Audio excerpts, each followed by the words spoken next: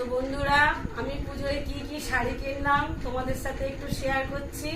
তোমরা দেখতে থাকো আমি কি কি শাড়ি কিনেছি।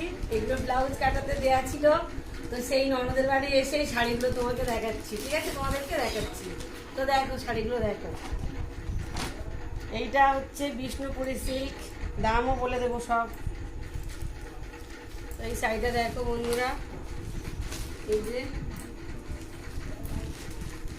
এই শাড়িটা, এটা হচ্ছে বিষ্ণুপুরি সিল্ক আর খুবই নরম, একদম সফট শাড়ি।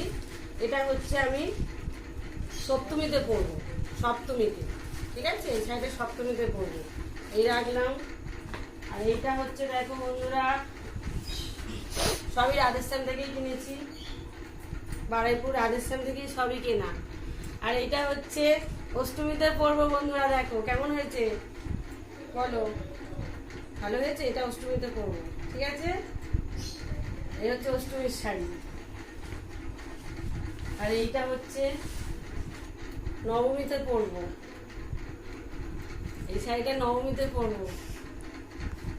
তো কেমন হয়েছে বন্ধুরা একটু কমেন্ট করে জানাবে আমার শাড়িগুলো কেমন হয়েছে।